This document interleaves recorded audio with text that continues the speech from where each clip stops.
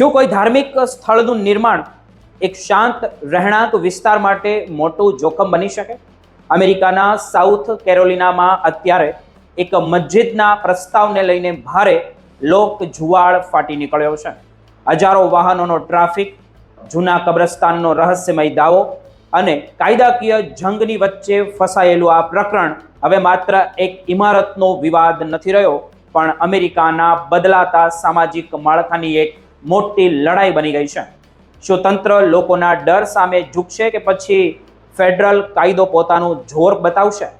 અમેરિકાના સાઉથ કેરોલિનાના રાજ્યમાં આવેલા લેન્ડસ્કેસ્ટર કાઉન્ટીનો ઇન્ડિયન લેન્ડ વિસ્તાર અત્યારે એક એવા વિવાદનું કેન્દ્ર બન્યો છે જેમની ગુંજ આખા દેશમાં સંભળાઈ રહી છે.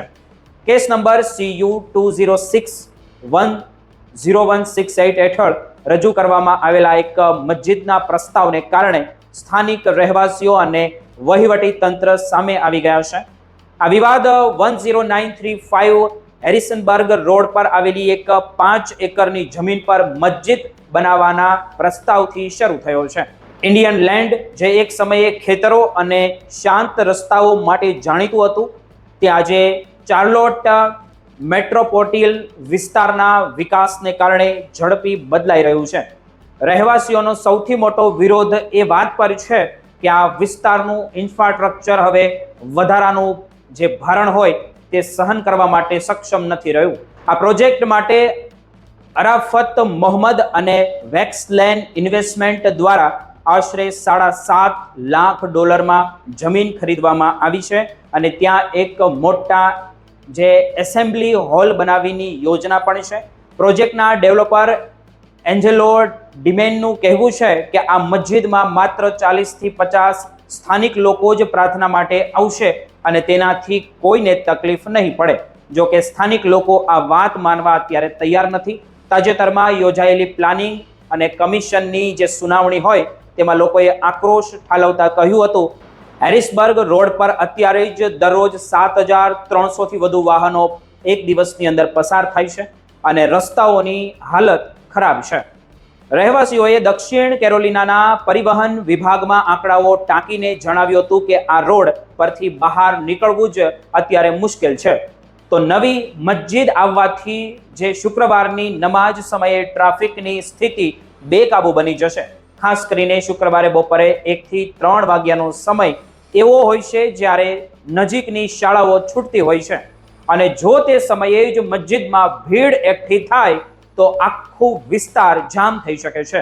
વિવાદમાં એક એવો વળાંક ત્યાં આવ્યો જ્યારે કેટલાક રહેવાસીઓએ એવો દાવો કર્યો કે આ જમીન પર એક જૂનું કબ્રસ્તાન હોઈ શકે છે. જો આ વાત સાચી સાબિત થાય તો કાયદા મુજબ ત્યાં કોઈ પણ પ્રકારનું બાંધકામ થઈ શકે નહીં અને પ્રોજેક્ટ હંમેશા માટે અટકી શકે છે.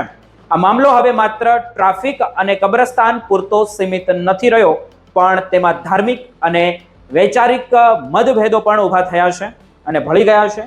સુનાવણી દરમિયાન કેટલાક લોકોએ ધાર્મિક ગ્રંથોના ઉદાહરણો આપીને પોતાની જે ચિંતા વ્યક્ત કરી હતી, જેને કારણે વાતાવરણ વધુ તંગ બની ગયું હતું.